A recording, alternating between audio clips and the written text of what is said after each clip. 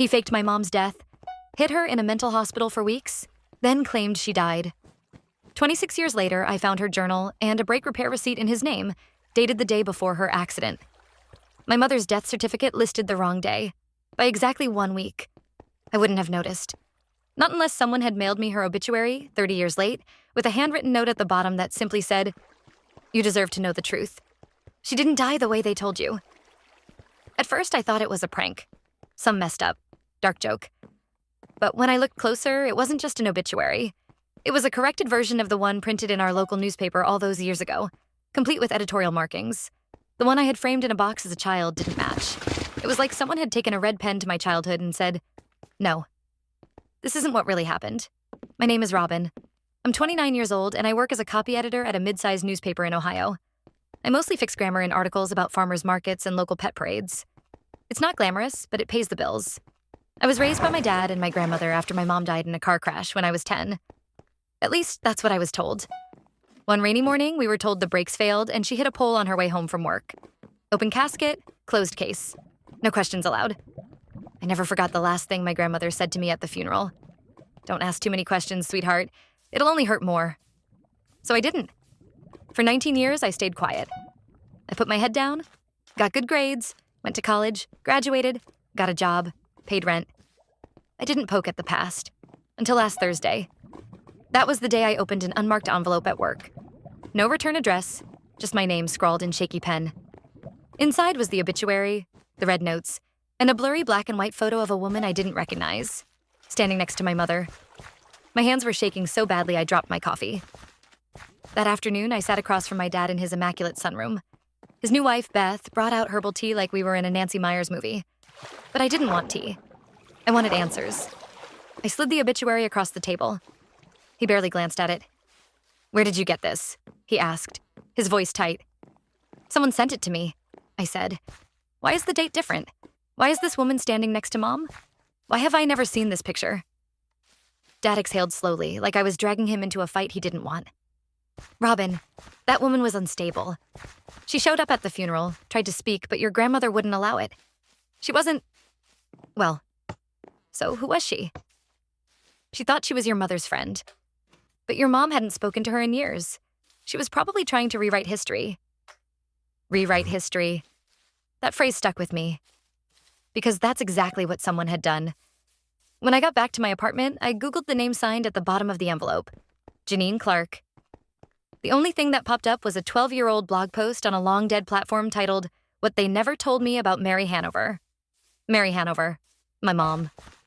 The post was short, just 3 paragraphs. But what it claimed chilled me. She called me from a payphone 20 minutes before it happened, said she was leaving, that she'd finally confronted him, that she had proof. I told her to come to my place. She never showed. He said it was an accident, but it wasn't.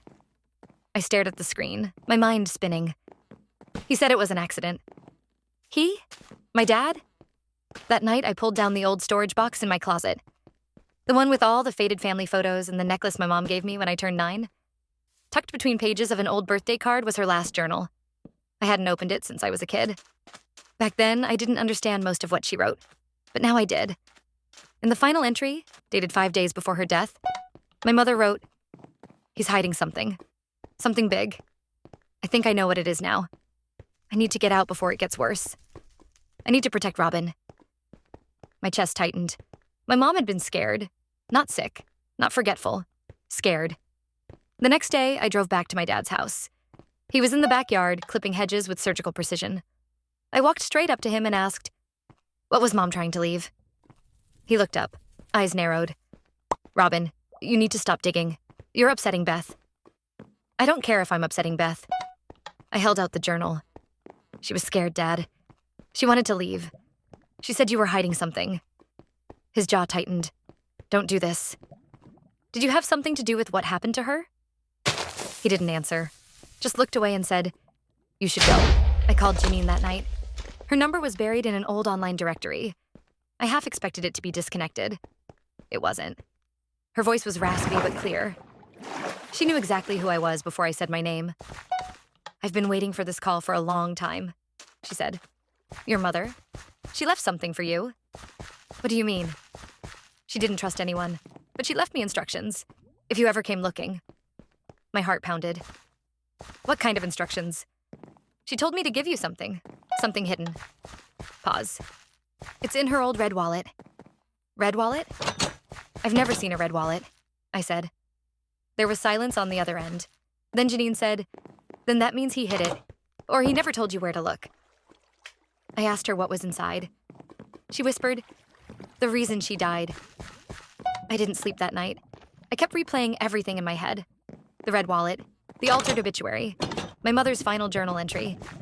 And then I remembered something, a detail I hadn't thought about in years. When I was 12, my grandmother got furious with me for trying to light the fireplace one winter. She said, we don't use the hearth anymore. Some things are better left bricked up. Bricked up, like something was hidden behind it. Like something or someone was afraid of what might be found there. The next morning, I drove to the old house. It was abandoned now, listed for sale, but the backyard gate was still unlocked. I climbed through the broken screen door and stepped inside. Dust danced through the sunbeams. The air was thick with silence. I stood in front of the fireplace, staring at the wall. And then I pulled out my pocket knife. I don't know what I expected when I broke through that wall. A dusty envelope? Maybe an old photo?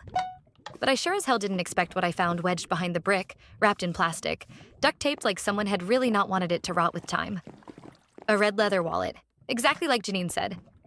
My hands were trembling when I peeled off the tape. Inside was a stack of folded papers, a tiny black thumb drive, and a Polaroid. My stomach dropped. It was my mother, smiling, holding me as a baby in one arm, and standing next to a man I didn't recognize, with his arm around her waist. Not my dad. I sat on the floor for almost an hour, trying to process what I was seeing. The plastic bag, the hidden spot, the date written on the back of the photo, April 14th, 1995, a full year before she married my father. I knew then something was wrong. Very wrong. I rushed home and plugged the thumb drive into my laptop. There were only 2 files. One was a scanned copy of a property deed. My mother's name was the sole legal owner of the house I'd grown up in, despite everything I'd been told. The second file was a recording, an audio file. I clicked play, and suddenly there she was, my mom's voice.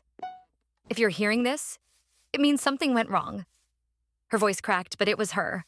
Real. Alive in a way I hadn't heard in almost 2 decades. I don't know what Darren will do when he finds out, but I can't let him take Robin.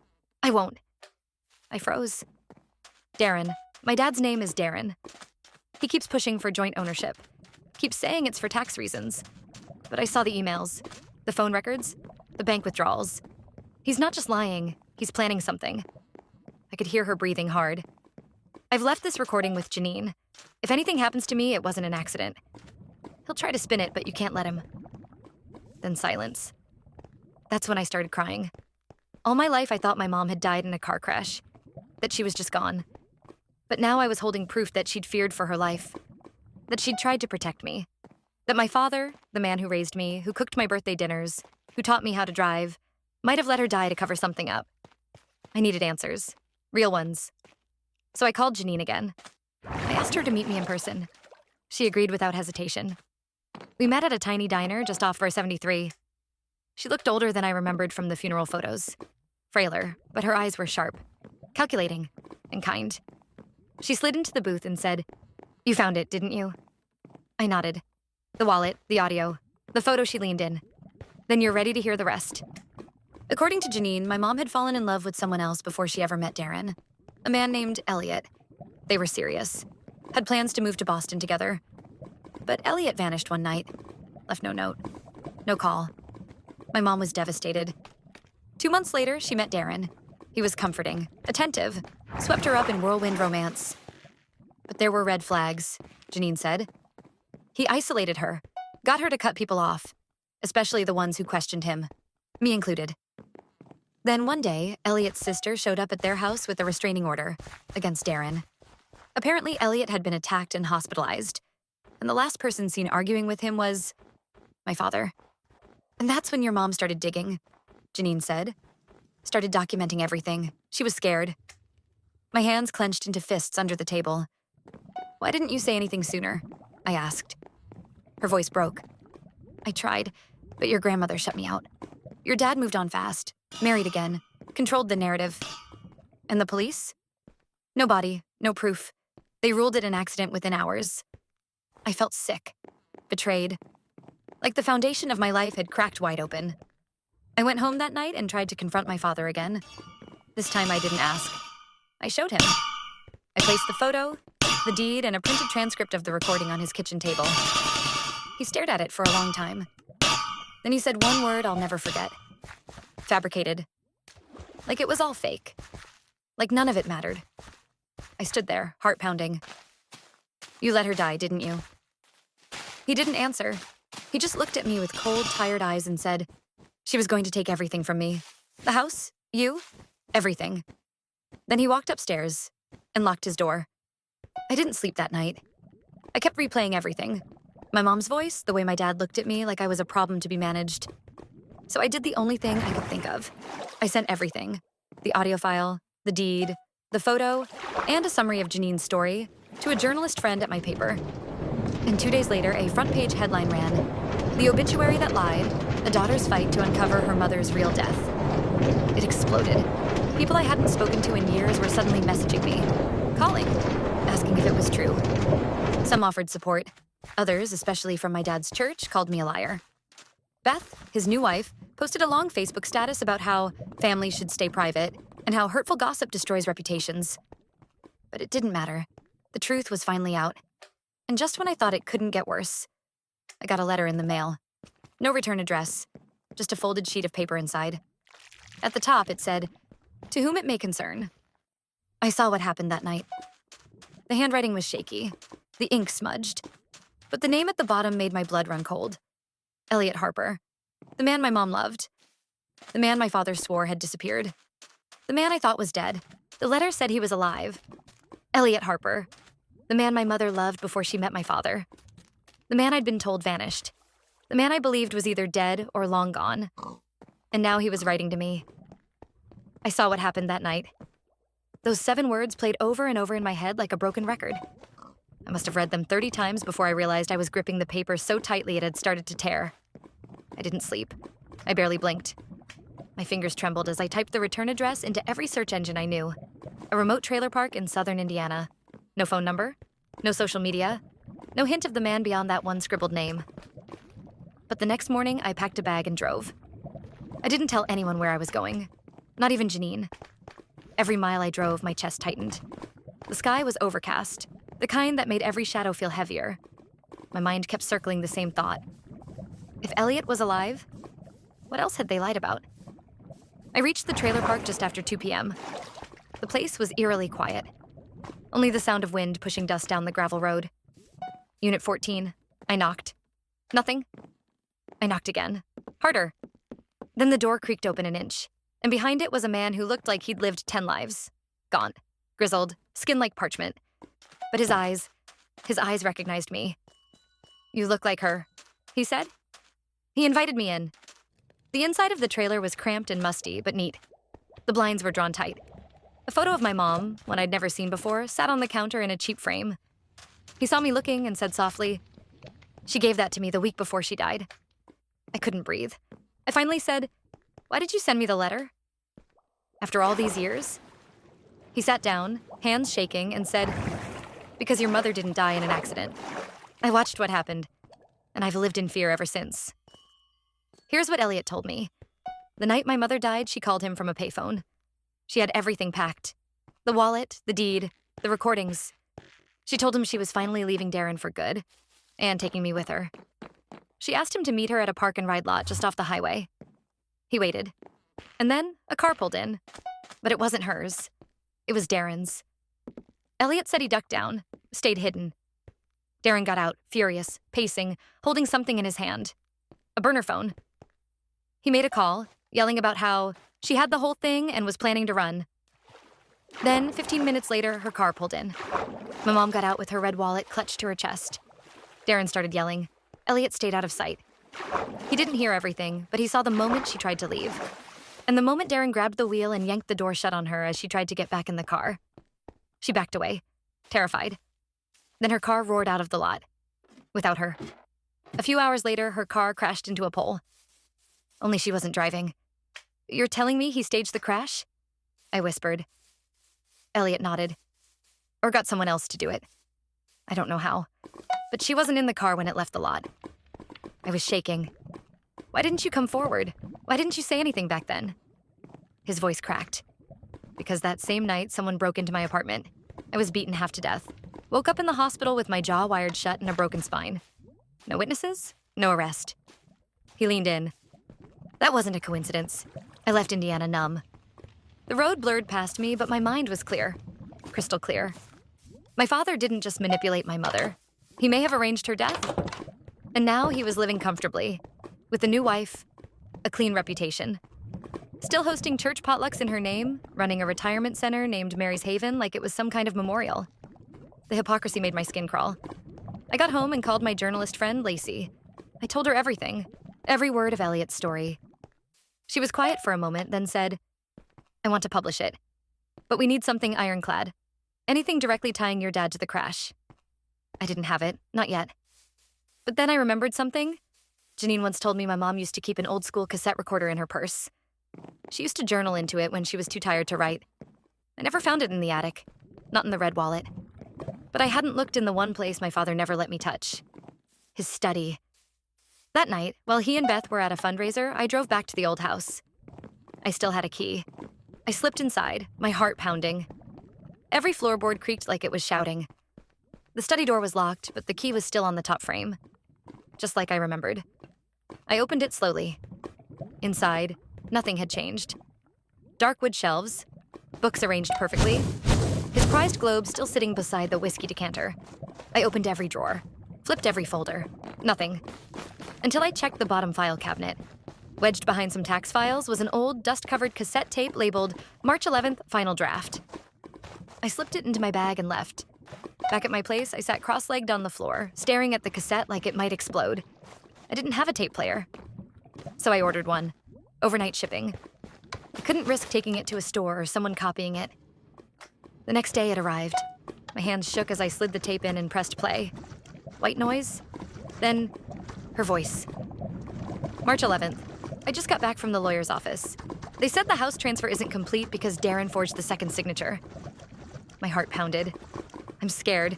He's talking about clean slates again. Keeps saying things like accidents happen and you'll see it'll be better this way. Then came a long pause. And then, my mother's voice trembling. If anything happens to me, check the study drawer. The green folder.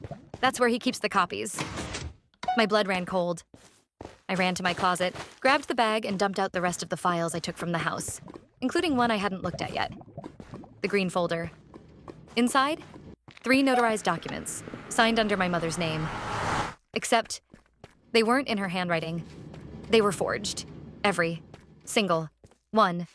And attached to them was a printed receipt for a brake line repair, dated 2 days before her death. Not a failed brake report, a disconnected brake line. Signed by a mechanic. Paid in cash. By Darren Hanover. When I saw my father's name on the receipt for the brake line repair, something inside me snapped. All this time, I'd been telling myself maybe he was just a coward. A manipulator. Maybe he looked the other way while something happened to my mother. But this was intentional. This was planned. This was murder. And now I had proof. The audio. The forged deeds. The photo. The mechanic's invoice. Piece by piece, I had been collecting the bones of the truth he buried. And now it was time to exhume the whole damn skeleton. I knew I couldn't just walk into the police station and expect action. He was still respected. Still smiled at in grocery stores. Still called Pastor Darren by the church community that blindly adored him. But I also knew something else. Reputation is leverage. And in the right hands, it can be a loaded weapon. So I went to Lacey, the journalist who'd helped publish the first article. I have more, I said, laying out every piece on her desk. We go public. Again. Bigger this time. Front page, full column, multi-part expose. I want interviews, evidence, a timeline. She stared at the brake receipt, the cassette recording transcript, the deed. Her eyes widened. If even half of this checks out, we won't just publish. We'll burn his legacy to the ground. For the next 5 days, we worked nonstop. I sent anonymous requests for copies of the mechanic's transaction records. I interviewed Janine again, on camera this time. I had Elliot's handwritten letter notarized. We reached out to a forensic handwriting expert who confirmed the deed signatures were forgeries. We compiled everything into a series, the obituary game, How a Pastor Buried His Past. 3 parts. The first dropped Tuesday at 8 a.m. By 9:47, his retirement center's website was down. By noon, his church's Facebook page was flooded with comments. By 3 p.m., a board member at Mary's Haven resigned publicly, citing ethical concerns. I watched it all unfold from my apartment like a war room general, surrounded by coffee cups and sticky notes and 3 years' worth of pent-up fury. And yet, he didn't call. He didn't text. He didn't show up at my door demanding answers. He stayed silent. That silence was worse than a threat. It meant he was planning something. Sure enough, that Friday night, I came home to find a white envelope taped to my door. Inside was a single piece of paper. Enough. Stop this. You have no idea what you're doing. You don't know who you're hurting. You're going to regret it. Walk away before you lose more than your mother. No signature. Just those words. And a flash drive. I didn't open it at home. I went to Lacey's office, plugged it into her offline laptop, and held my breath. At first, it was just security footage. Grainy. Time-stamped from 2 weeks ago. I didn't recognize the location until I saw a familiar figure sitting at a diner booth. Me. Talking to Elliot. Laughing even. Then a second angle. Clearly hidden, likely illegal, capturing Elliot leaving the diner and being followed. Holy shit, Lacey whispered. There were more clips. Elliot at his trailer. Elliot picking up groceries. Elliot alone at night, pacing. We scrolled to the last file. The title made my blood freeze. Termination plan, Harper, June 21st. June 21st? Tomorrow. I called Elliot 20 times. No answer. I drove to Indiana, straight to his trailer. The door was open. Not broken, just ajar. Inside, everything was gone. No clothes, no food, no framed photo of my mom. Like he'd never been there. There were no signs of a struggle. But the calendar on the fridge still had a circle around June 21st. And a single word written next to it. Meet. I was in a full panic by then. Every part of me screaming that I was too late. That the man who held the last piece of truth about my mother had just disappeared again. Just like before. I called Lacey, told her to release the second expose early. And that's when everything exploded. The second article revealed it all. The brake tampering, the forged documents, the coerced transfers, the violent intimidation of Elliot. It painted a picture not of a grieving widower, but of a calculating fraud. This time, the public didn't just whisper. They turned. Donors pulled out from Mary's Haven. The local police announced a formal investigation. Old church members came forward with stories of manipulation and control. It was happening. The revenge, the justice, everything we'd worked toward. But something still didn't sit right. And then came the knock. I opened the door. It wasn't the police. It wasn't Lacey. It was Beth, my father's second wife. Her eyes were puffy, red. She held something wrapped in a dish towel. I wasn't supposed to come, she whispered. He told me if I ever talked to you, it'd be the end of everything. But I found this in his closet. I think you need to see it. She unwrapped the towel. Inside was a leather-bound journal. My mom's, a second one. I flipped it open. The handwriting was hers, but the entries were different. Choppier, sloppier, like something was off. Then I saw the date. March 11th, 1997. March 12th, 1997. March 13th, 1997. But my mother died March 10th. The journal continued for 2 more weeks after her death. The last entry read, "They say I'm better now, that I can leave soon, but I don't trust him. He comes every day, smiles, brings Robin's drawings, but he calls me Mary with that fake voice. He tells the nurses I'm unstable, that I imagine things. I heard one of them say they're transferring me to long-term care. I think he's hiding me. I think he's going to make me disappear. Again." I couldn't breathe. My mom didn't die in the crash. She survived. He locked her away, and we never saw her again. I thought I was ready for the truth. I'd spent weeks digging up my father's lies, ripping open every sealed chapter of our past. But nothing. Nothing could have prepared me for what came next. Because my mother didn't just survive. She was alive. Or at least, she had been. Beth gave me the journal, and I spent that entire night rereading every word. My mother had been held, drugged, manipulated, emotionally shattered, in a private psychiatric wing under a different name. Darren had signed the papers, told the staff she was paranoid, dangerous, unstable. But she wasn't any of those things. She was aware. She knew exactly what he was doing, and she was trying to find a way out. The last journal entry was dated April 2nd, 1997. After that, nothing. I called every facility in the state. Hit brick wall after brick wall. Records purged, they said. No patient by that name, they claimed. I even tried the fake name used in the forged intake documents. Still nothing. Until one anonymous email arrived. No subject line, just 2 lines of text. You're close. Look at Shady Pines Sanatorium, file archive, Wing C, basement records. It was real. Lacey and I drove down that same day. We didn't tell anyone. Not the police, not even Beth. We didn't know who we could trust.